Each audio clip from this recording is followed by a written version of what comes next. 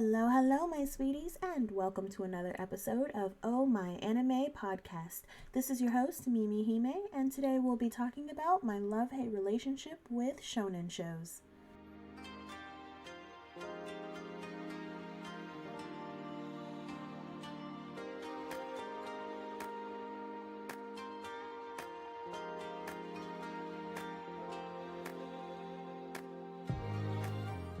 So let's first start out with what the heck is shonen? Shonen, as defined by Wikipedia, are Japanese comics marketed towards young teen males between the ages of 12 and 18. The age group varies with individual readers and different magazines. This is made very clear by a Kotaku article, How to Identify the Basic Types of Anime and Manga. This was written by Richard Eisenbeis on March 7th, 2014, so definitely a little dated, but his definition of shonen is pretty accurate as far as I can tell. So he writes that shonen literally means few years. It typically refers to young boys under the age of 15. Thus, shonen anime and manga are aimed at that demographic. A lot of these anime and manga have a young male hero and are focused on action, adventure, and fighting. However, comedies and series with female protagonists are becoming more and more common. Shonen works often have more than a fair share of fan service as well. Some popular examples of shonen anime and manga are Dragon Ball, Bleach, Naruto, One Piece, Watamote, and Attack on Titan. So what exactly is my beef with shonen? It's not really a beef. After all, I was never the target demographic for shonen shows. I've never been a youthful boy going on an adventure to get my father's approval after all. And I mean, sure, I used to be under the age of 15, I used to be under the age of 18, but I'm definitely not that now. Some of the joy and wonder and excitement of shonen and shoujo shows was the fact that, I don't know, the excitement was, even though I might know how the show would end, I didn't really know what would get us there, right? If a show is called Inuyasha or the show is called Full Metal Alchemist, I assume Inuyasha is going to come out on top. I assume Full Metal Alchemist, whoever that is in the show, I know it's Edward Elric, I knew he was going to come out on top because that's what the show was called, right? And we all know about anime plot armor. If you're in the title of the show or the show title references you in any shape, form, or capacity, chances are you're not going to die. Obviously, in recent times, there have been a few exceptions to that rule, but for right now, just bear with me. At the end of the day, it was never a question of if these characters would win. It was a matter of how they would win and what would that journey look like.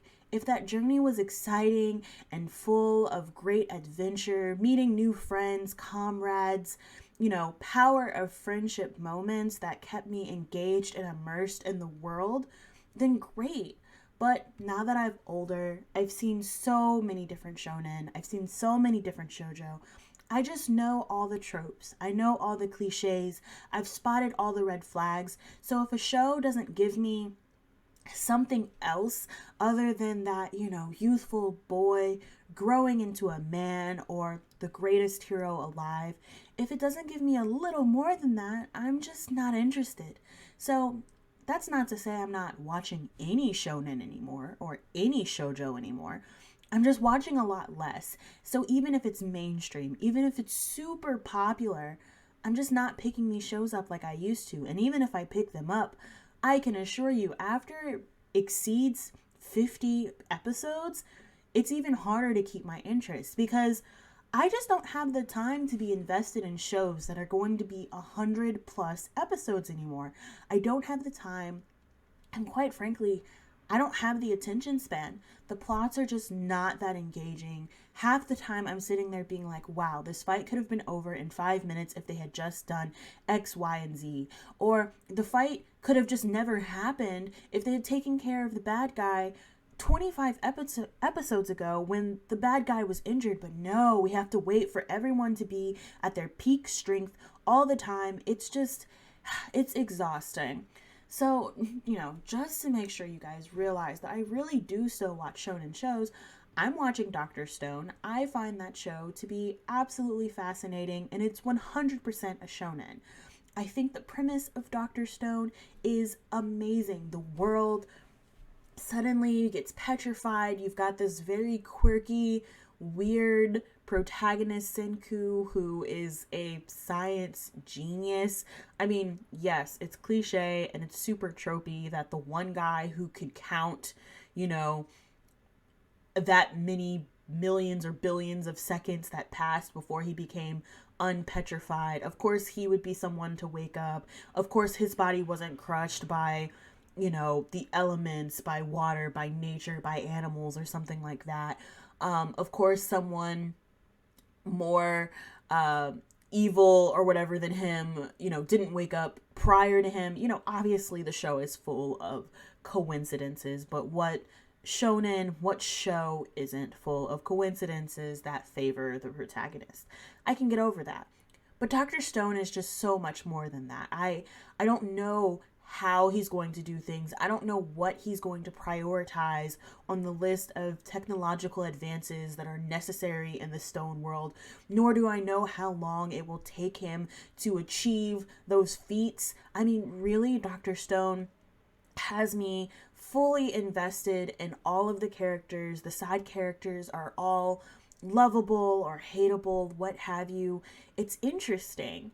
And then maybe a slightly more controversial shonen that I watch still is My Hero Academia. Even though the show is pretty darn predictable, and we all know that Deku is inevitably going to be the next greatest hero to ever live, it's predictable, but I don't know. The fight scenes are great. The animation quality is fantastic. My number one character in that show is Momo, so I quite frankly watch it far more for Momo than I do for Deku, but that's still besides the point. My Hero isn't the most engaging show in the world for me. The movies have been fantastic, but of course the movies are not canon.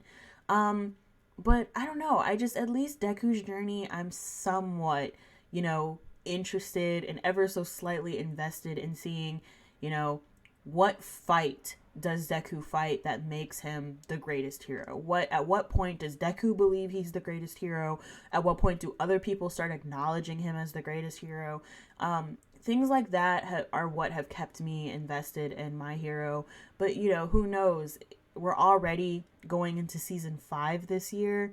Who knows when I could possibly just lose interest in the show, because if it's just a constant, rinse, wash, and repeat of, okay, they train, they fight a really big bad guy, Deku, loses half of his limbs or something like that, that will grow old too pretty quickly. So, for right now, I'm watching My Hero and I am enjoying it, but I am skeptical to see exactly how long that will last.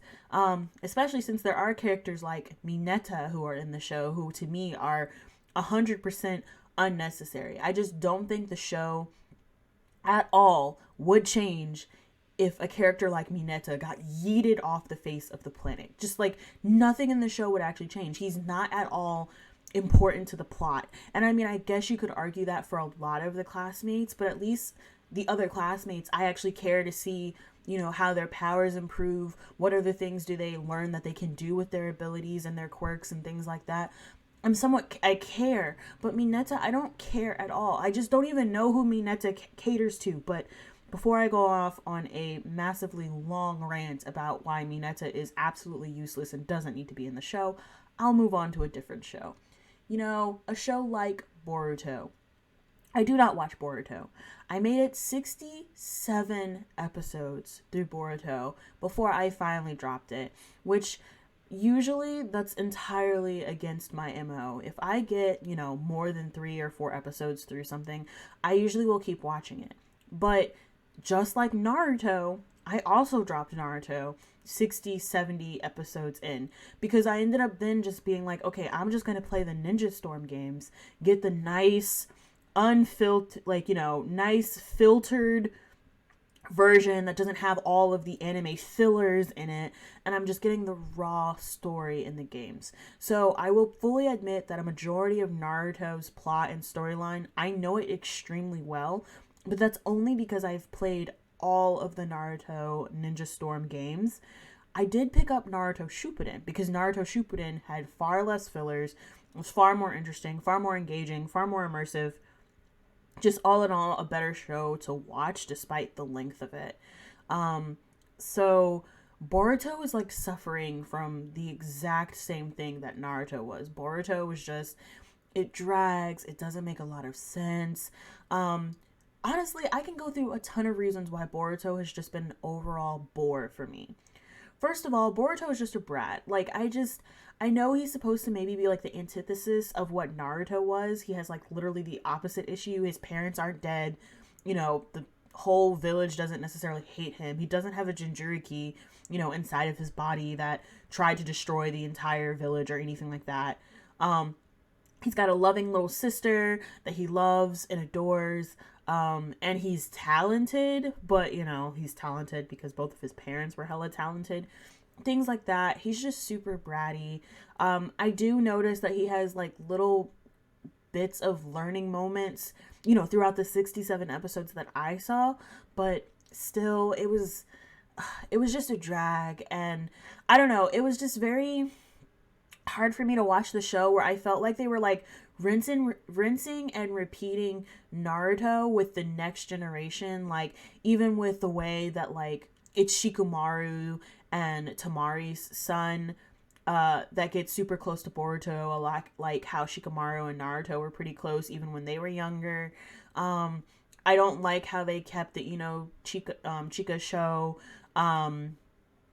like teaming together, like the Team 7 one is just like immediately passed down versus like I feel like if maybe the kids had been, I don't know, better regrouped and reorganized so that like let's say like why couldn't Shikamaru and Tamari's son been in Boruto's team? Like the fact that they kept literally like the rinse and repeat generation teams together in the Leaf Village was like super annoying. I hated that. Also, let's just talk about like power creep. Like these kids in like, I don't know, like episode 30 or something were fighting full-fledged blood shinobi. Like these kids weren't even like full-fledged, like, I mean, I guess they had passed some of their exams at this point, but they weren't like full-fledged ninja. They're still kids and they were fighting against blood shinobi and like holding their own. That made no sense whatsoever. I just didn't even understand how that power scaling was working, and it was just dumb. And then also I just feel like a lot of the like suspense was gone because in the original Naruto we really don't see the parents of any of the characters until much later on when we're like building backstory and building lore and world building and stuff like that. We don't see the parents of like the OG generation very often until we get much further into the series. But in this series, like we know the OG generation is alive and well. I mean, they're living their best lives. They're strong. They fought through a great ninja war. I mean, they fought through the end of the world. Naruto and Sasuke are still around. They beat a whole god. I mean, they beat the goddess. Kaguya was the goddess, the creator of all ninja. They beat her. And so after we as viewers come down from that, it's like, well, what could this new generation possibly be fighting that's more powerful than Kaguya, the woman who created all ninja? And so regardless of what story you give me, it shouldn't be more intense than that. There shouldn't be someone more intense than Kaguya, right? Like, I just, in my opinion, and once again, it's my opinion, but I just don't think there should be anyone more powerful than the literal being that gave humanity chakra. Like, I don't see it. So that was like a huge, like, turn off for me for Boruto. I do appreciate the fact that Sarada wants to become the next Hokage. I do like that, especially since in the Leaf Village, the only other like female Hokage they've had is Tsunade. And I feel like in the like scheme of things, she was Hokage for like a lot lesser time than everyone else. Like I'm aware that the third Hokage was like Hokage twice because obviously Minato had an untimely untimely death. So I get that, but still, I just feel like all the other Hokage had like much longer reigns, and then Tsunade had sort of like this blip in time. So I would be happy to see another female Hokage, and that's just that, you know, feminine power in me that I like to see as far as representation of, you know, feminine strength in shows goes.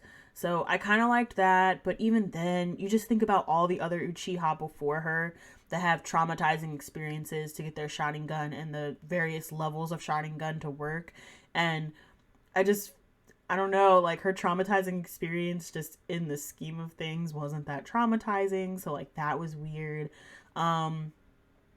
Mitsuki, who is, you know, Orochimaru's spawn thing. I don't know. Mitsuki is just like a very odd personality mixed with Boruto and Sarada on Team 7. You know, so that's just an interesting thing. And then also it's just weird too because like Konohamaru is like shooting to be the next Hokage too, and then so is Sarada. So then it's like it's weird to have these people who are in two somewhat different generations. Like, I haven't been able to really tell yet. Would it be that Konohamaru would be the next one and then Sarada would be the one after him?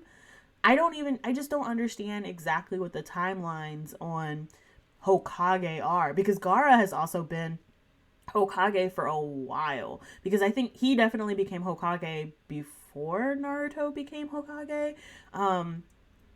And like Gaara is obviously still going super strong as Hokage. So I don't know. There's just a lot of things about like the power balances, the intensity of battles. Like, is there really a consequence?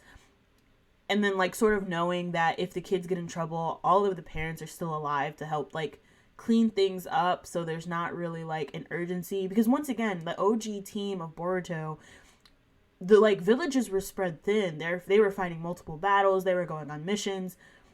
So it's not like, you know, adults and other shinobi were just like readily accessible. Now, like, there's not a lot going on. Like, the whole point is that they're essentially in a time period of peace. And I realized I only made it to episode 67. I know a lot of things have happened since then.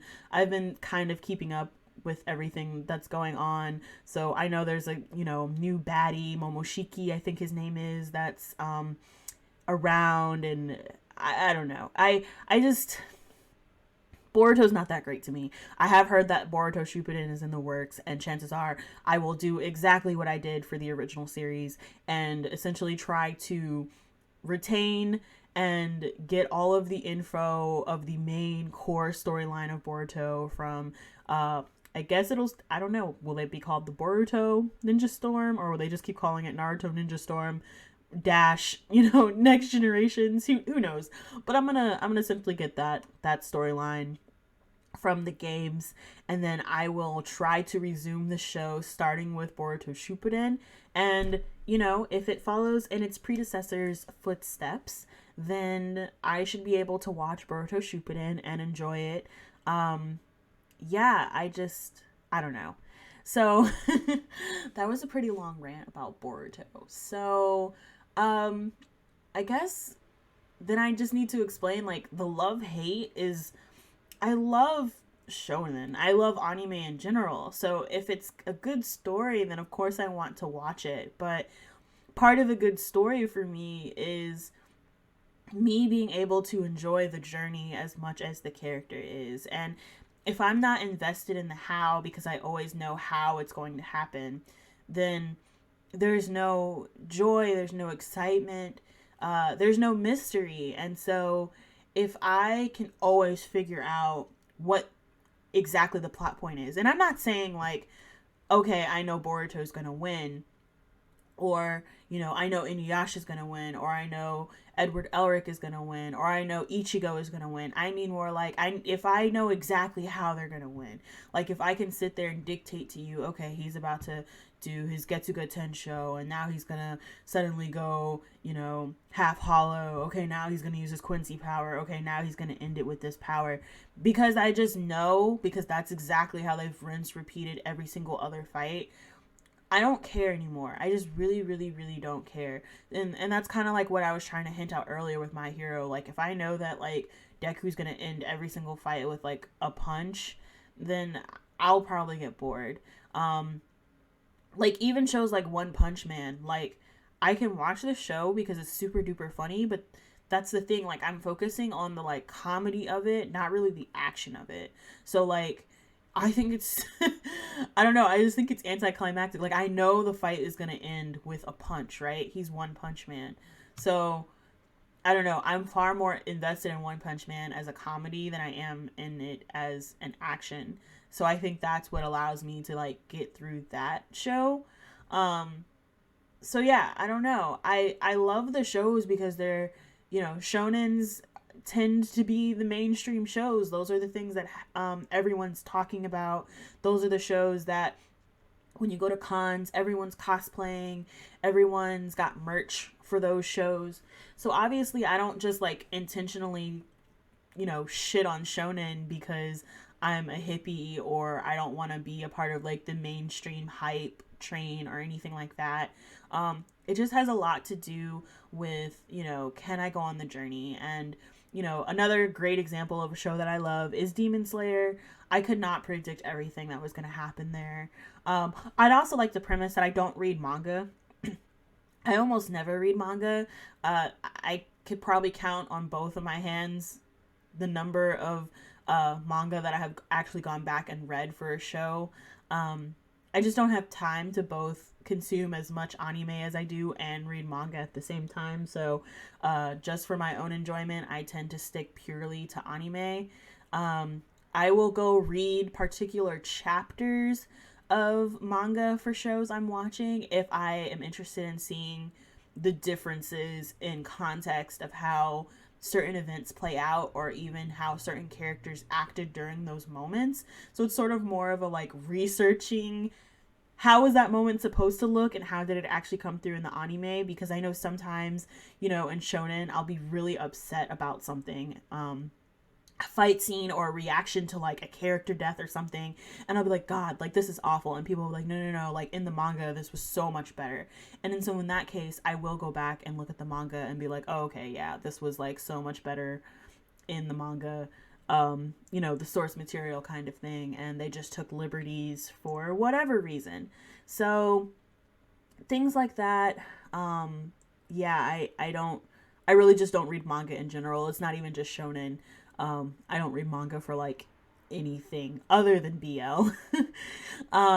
So yeah, I enjoy shonen. That's you shouldn't come out of this episode thinking that, oh my god, Mimi Hime hates shonen. I do not hate shonen. I watch it when I just think that it's going to be a fun time, but essentially I just don't see a fun time exceeding 50 episodes on average. If it exceeds 50 episodes, then I usually think it's not going to be a good time. I think it's going to be a long time. And I don't have a long time. I don't know. I just think once you start getting beyond 50 episodes, then I have to start extra worrying about pacing and extra worrying about fillers and random beach episodes and, filler episodes that happen out of chronological order, worrying about episodes, whether they're canon or not, things like that. I don't like having to deal with that. So, I do love shonen. I think it's great. Obviously, shonen is, what has made anime so popular in Western cultures. Because without shows like Dragon Ball, without shows like Naruto, would anime conventions have even really become a thing in the States? And I mean, and that's showing my age as far as like, yes, anime was in the States before Naruto and Dragon Ball. you obviously have to throw it way back to the original shows. The Gundams, the Astro Boys, things like those shows that, really were the beginning of the Western inclusion into the anime sphere. But, as far as my age is concerned, I started off with things like Rurouni Kenshin and Yu Yu Hakusho, Inuyasha, things like that. So that's just my experience with anime. Not to say that that is, truly what made anime popular in the States, but, that's what's popular during my time. So, I do love shonen, but I hate the repetitiveness. I hate the, rinse, wash, and repeat elements of shonen. And if I know a show is going to fall down that hole, which all of them, to some degree fall into that category of rinse, wash, and repeat. But, if during that wash phase I can get a few exciting, unexpected moments, that's what will keep me watching a shonen. And, yeah, so that is all I've got for you guys today. Thank you all for listening to today's episode. I love you so, so much. And remember, do something randomly sweet today. And with that, I love you. Bye-bye.